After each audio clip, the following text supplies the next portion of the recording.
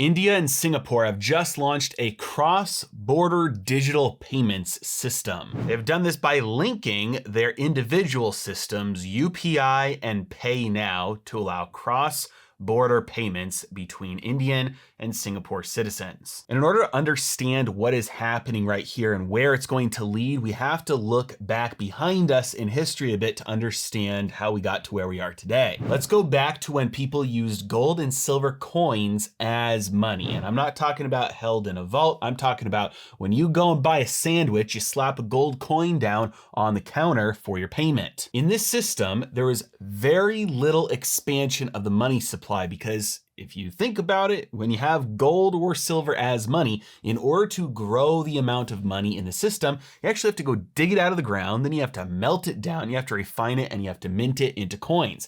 That's a very difficult process, and for thousands of years, the average rate of monetary inflation was about 1.5% per year, and the most that there ever was about 2%. The reason why it never got beyond that is because when you look at the amount of profit that you can get by digging gold out of the ground and turning it into money, many times, given the demand for money based on the available wealth, it was just cheaper to do something else to get your hands on that same amount of money than it was to go dig it out of the ground and turn it into money. This system is very stable in terms of purchasing power across time because the money supply stays the same, but the wealth doesn't stay the same. People build more houses, they figure out ways to make food for cheaper, they make more clothing, and so over time you get more wealth, but you still have the same amount of money. This leads to natural deflation over long periods of time. More stuff, same amount of money, it takes less money to buy more stuff. Eventually, this became a problem because the money became too valuable to use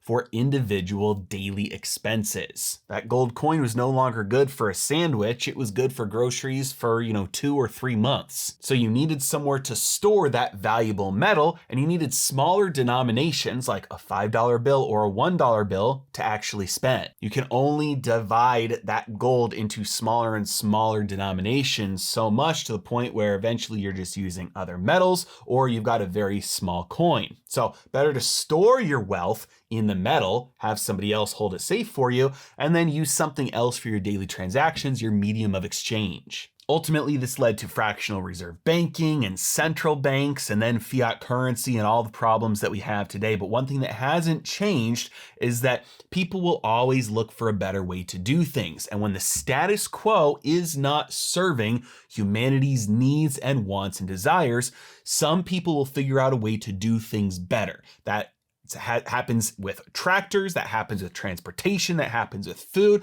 that happens with money as well. So when we see things like this, India and Singapore linking their digital payment systems, UPI and Pay Now, this enables instant, low-cost fund transfers to disrupt cross-border flow of money between these two nations. Right now, it's over $1 billion per year that goes between the two countries. Now, this sounds familiar. Think about this. Have you heard recently of a technology that allows you to send payments across national borders very quickly and very cheaply? The answer is yes, by the way, you have heard of this. And no, it is not coming from a government. The free market solution to this, aside from all of the cryptocurrency scams that are out there, is Bitcoin using the Lightning Network. You can send Bitcoin anywhere in the world instantly, settled instantly for basically free for any amount of Bitcoin, and it can't be stopped by any government. Money has competition. And so because the free market has been pushing and innovating and inventing new ways for people to do what they want to do because the current solutions are not cutting it,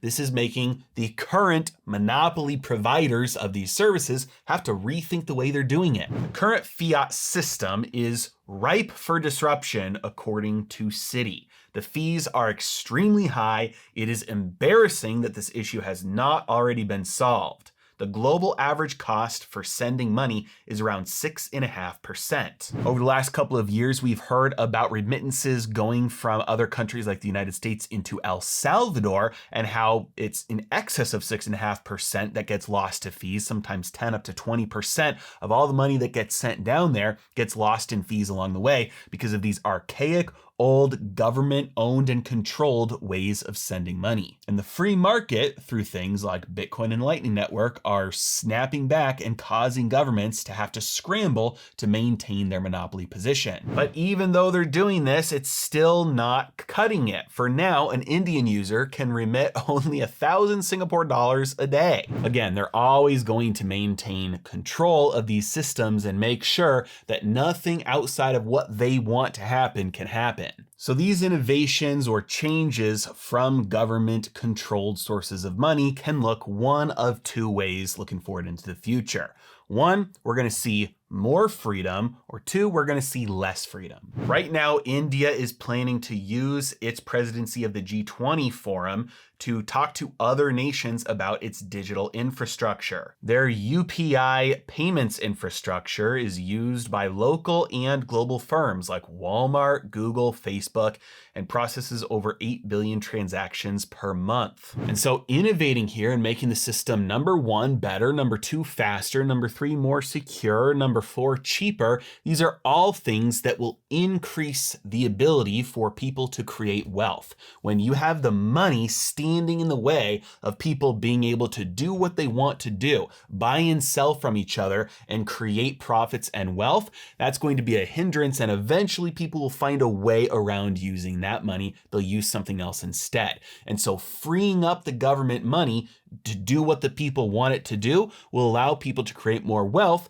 and they'll continue to use government money as long as it serves them. But just like the original vaulting of gold and issuance of paper receipts was an innovation for the time, and people chose to use that because it better suited their needs than carrying around physical gold did, so today will people continue to choose the better option as they have choices. And things like Bitcoin, especially through the use of the Lightning Network, are giving them much better options today, especially for cross-border payments. And if governments don't respond with providing just a solution that is better than the alternative, and they still want to stop people from using the alternative, then they will resort to less freedom. And this is the situation that I am most concerned about digital payments and digital currencies issued by governments and central banks, where they outlaw the use of anything else. If you want to maintain a business license, if you want to get your tax return, if you want any sort of, social security payment or your Medicare or anything like that, you have to go through the official digital payments system. How many people, let's say in America, do you think will stand up to a tyrannical government and say, no, I will not use your tyranny money, when they say, okay, well, you can't get your social security check, you can't get your healthcare paid for?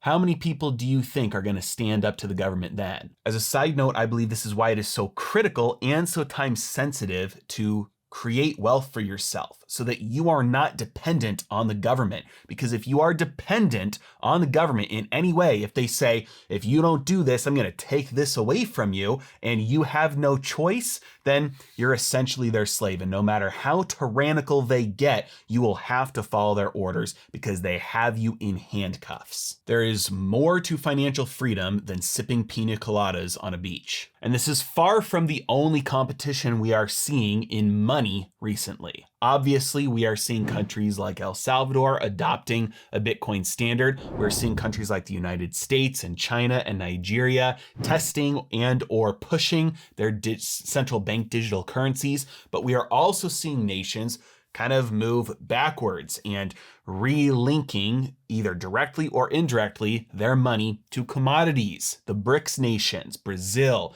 India, Russia, China, South Africa, Saudi Arabia potentially, Iran potentially trying to join BRICS. They're all talking about money that is backed by or linked to commodities like gold and oil. Because the reigning money, in global sense, in this case would be the dollar, is no longer serving their needs. And so competition is springing up. Yes, money is a winner-take-all game, but when the reigning champ loses, a bunch of contenders will take the place, will battle it out, and then one will win. But for a while, it will be more fractured than it is centralized right now. And if you don't want to worry about which one will win, get my portfolio allocation mastery guide linked in the description below so that you know how to construct your portfolio so that it's bulletproof. You don't have to worry about things like this. You can weather those storms, no problem. As always, really appreciate you guys. Thank you so much for watching. Have a great day.